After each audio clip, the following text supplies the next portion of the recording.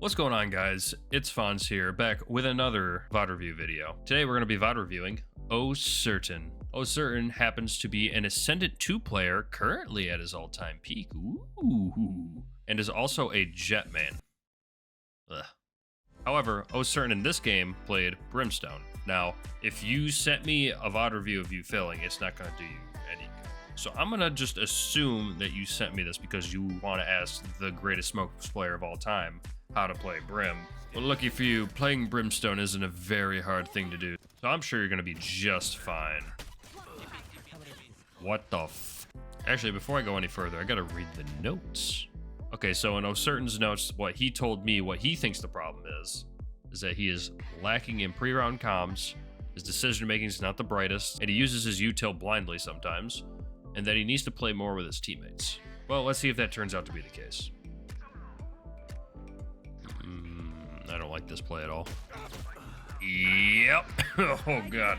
All right, let's just analyze what happened here. We started off the round by leaving Spike in spawn. Unfortunately, everybody kind of just assumes that the smokes player is the one that's grabbing the bomb. I always grab the bomb, and it's like not even a thought anymore. Because when I don't play smokes, I always wonder why I have the spike if like I'm playing an initiator that's going in first.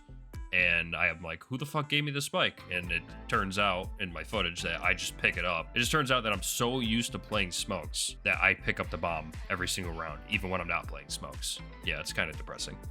Now we have no idea what's going on, really. You're coming in late, none of your teammates are going shower. And what you decided to do was to bring the bomb solo into shower.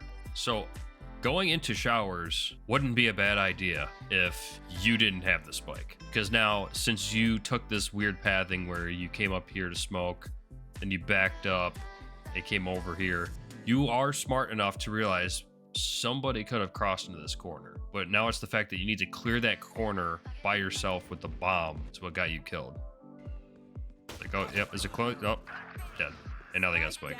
And usually a lack of decision-making or like a lack of good decision-making just comes from like bad pre-round planning or no pre-round planning. Because then you don't really know what's the goal and what we're doing. Let's go A again. See, like, let's go A. And, oh look, your entire team's going B. Oh my god. Stim beacon down. Smoke's down. Ooh. Ooh. No. Bad Brim. You put your smokes down early, which isn't always a bad thing, but in this case, like, here's what you got to think about.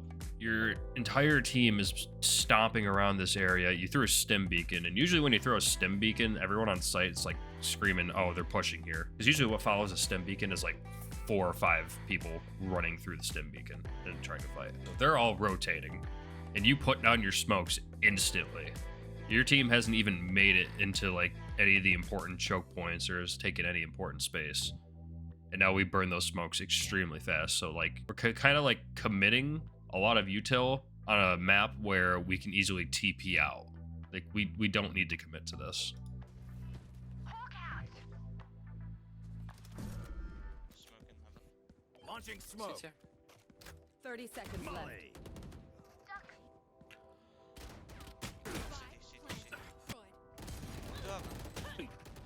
Last player standing. All right. I would say like you guys could have easily still won this round had you played it slightly different. Not saying that it's like your fault, but like this molly, that's just unnecessary.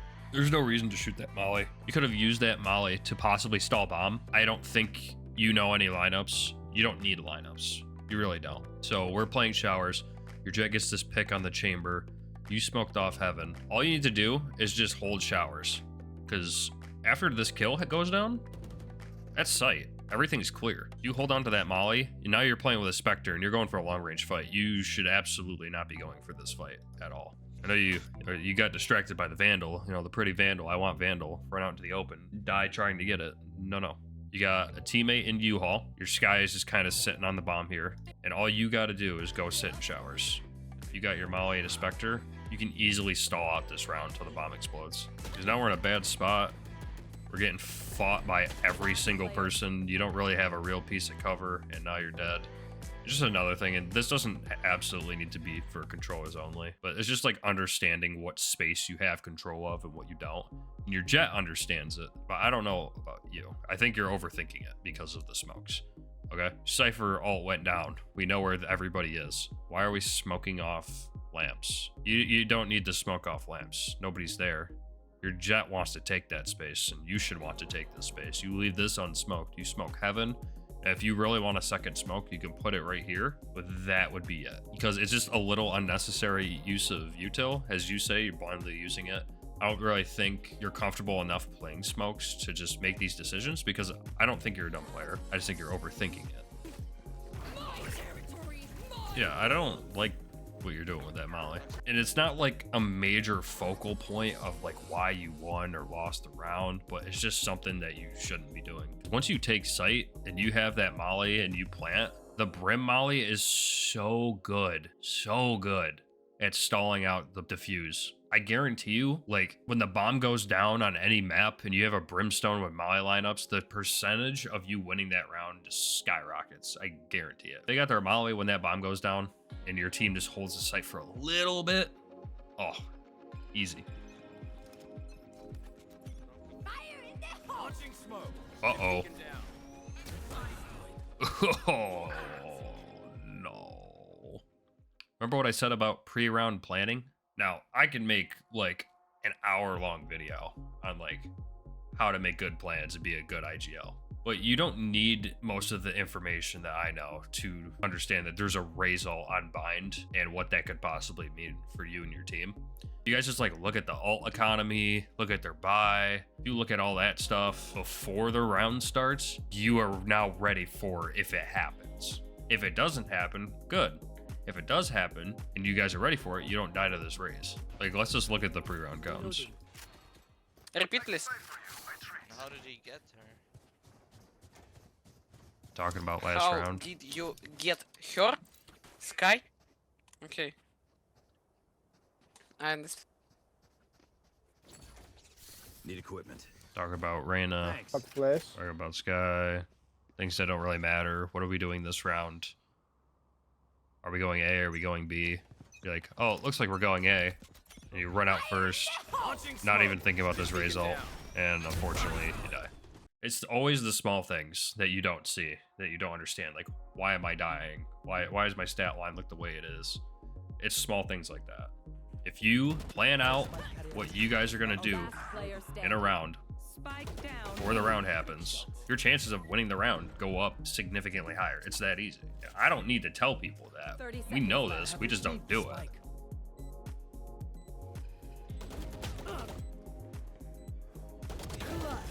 What the hell is bro doing? What? We think that's a safe TP? That was a shit TP. Bro. Well played. So, like, yeah, you're absolutely right. The pre-round comms suck. It's because, like, if you seriously want to rank up, you know, you got to be in the fucking driver's seat. If your teammates aren't going to make calls for you, you kind of need to step up.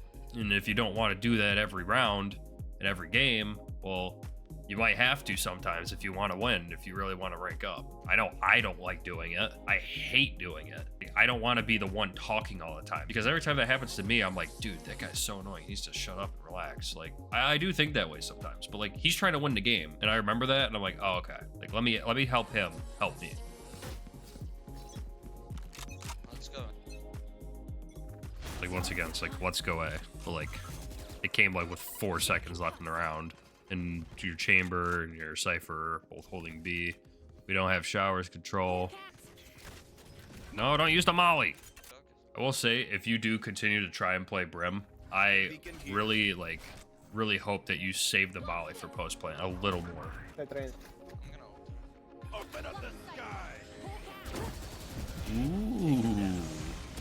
I like that. I like that. I like that. You kind of messed it up, but I like that. All right, I'm gonna tell you what I didn't like here. You rushed this, but this comes with time and experience. You maybe didn't rush it and you thought this is a good ult. I'll tell you a way better ult. This is a great thing to know about your ult on B site. If there's anybody on B site when there's a Brim ult in play, there's a really easy way to just clear out basically all of site. The only thing it won't clear is the pocket or the cubby. You place this ult right here. Anybody standing back sight or in the tube, they're gonna be forced to run out into the open here, which gives you guys direct line of sight of where they're about to be. And it's just like, oh, dude, I love when I got all on B sight. You put down your smokes like you're supposed to, so you're not gonna get shot from there. Probably put the other one here. Yep. This is like, ooh, it's checkmate. That's checkmate. Yeah, it's been pretty much the same theme with every single run I've seen. It's just like, there's no plan. Kind of know what you want to do, but you're not really like getting with anybody else. Well, let's check what's going on defense here. Ooh, we got the shorty play going on. Okay. Launching smoke. And your whole plan was thrown away. Wait, that hits through walls? That's ridiculous. Oh! Spike. I want to take a look at something here, though. Bought a shorty. Mm-hmm. Uh-huh. Okay. Seeing a recurring theme here. Nothing's being said. Now, why might this be an issue? Your Sky has no idea you're playing in here with a shorty right now and is just going head first into short. Now, it's a stupid play regardless. I mean, unless maybe coordinated with some other people's utility or a jet. Like, hey, let's just run it down at him on defense. All right, that's one thing. You're playing back here with a shorty. I think if you tell your Sky, if your Sky is a smart person, you tell your Sky, like, hey, I'm playing back with a shorty. You probably shouldn't push up like that. I'm assuming your Sky wouldn't do this. But luckily for you, you still won the round. Yeah, pretty much every round has come down to the same thing. Like, you do use your util, like, willy-nilly. Like, you don't really know where it's supposed to go or, like, or if there's a rhyme or reason to it. And also on top of that, your decision-making isn't that great either. But what's that all fall back on? It all falls back on this, the pre-round comms. Like I said, you don't need to make the most elaborate plan, or it doesn't have to be the greatest, like, groundbreaking thing. Coming up with like a simple A hit or B hit on the spot, because it's ranked, right? But you got to get people on the same page with you. It doesn't have to be the whole team, because sometimes that's hard to do. It just needs to be 2 people. You get yourself and 2 other people in the same page, great things could happen. So if you want to make a good plan, hold tab, don't look at any of this shit. Look at ultimates, money. So we're on defense, right? Don't think too much about where people need to go, right? Let people go where they want to go. But here's what you should be looking at. All right, Sky's one off for ult. Should we fight for an orb? So let's say we do want to fight for this ult orb. Say we want to fight for the B long orb. So like, just thinking about like a simple thing like this. This isn't like the greatest play ever, but it can help you guys do a lot. Let's say, as before, Sky's one off her ult, but Chamber has an op. All right, so he could be here opping. That's something for you to be like, hey, that could happen. I see his ultimate's up. He could op this. What can I do to counter that? I want to fight for this orb with you, Sky. So what should we do?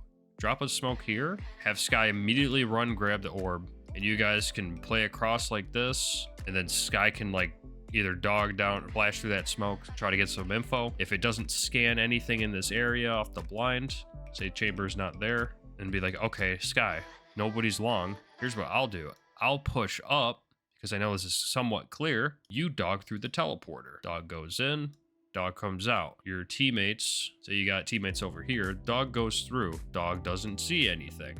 Oh, nobody's outside showers. So now with all that information, we can take this space, and now we have a general idea of where 90% of the team probably is.